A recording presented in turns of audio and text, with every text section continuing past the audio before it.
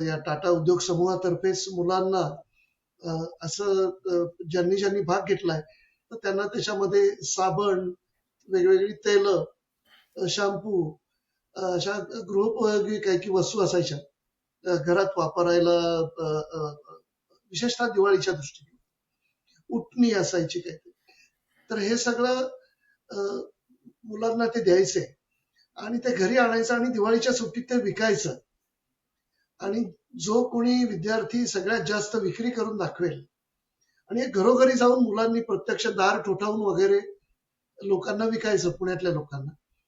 तर त्याच्यामध्ये माझ्याहून मोठा भाऊ जो त्यांनी भाग घेतला होता आणि त्याला पुढे त्याचं बक्षीसही मिळालं, पण त्याच्याबरोबर त्या पिशव्या उचलायला वगैरे बऱ्याचदा मीही जात असे.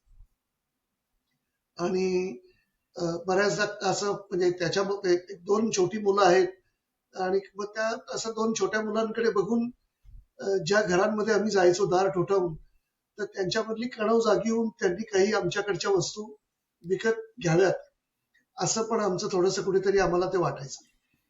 तर मला त्यातली एक आठवण म्हणजे आमच्याच विजयनगर कॉलनीमधल्या एका घरामध्ये जेव्हा आम्ही गेलो होतो, तेव्हा ते सगळे काय पक्के पुणेरीच मंडळी होती तशी.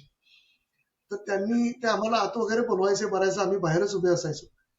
तर एकदा त्या घरातल्या ज्या गृहिणी होत्या, तर त्यांना माझा भाऊ काय काय वस्तू विक्रीला आहेत याची यादी दाखवत होता, की आमच्याकडे अमुक तेल आहे, अमुक उटणी आहेत, अमुक साबण आहे.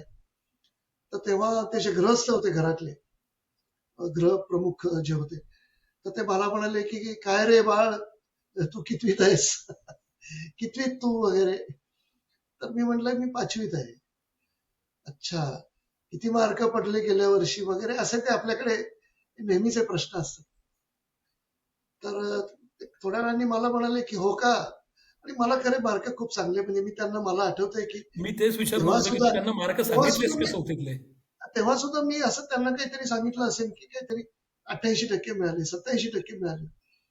तर ते मला म्हणाले हो का, म्हणजे असं थोडस उपहासाने म्हणाले, कारण त्यांना खात्रीने असं वाटलं असेल की हा तर थापाड्या दिसतोय.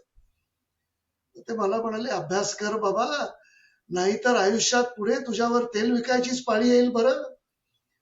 आता त्यांना हे कोण सांगणार की आज 50 वर्षांनंतर तेल विकणारीच मंडळी भारतातली सगळ्यात जास्त श्रीमंत मंडळी होऊन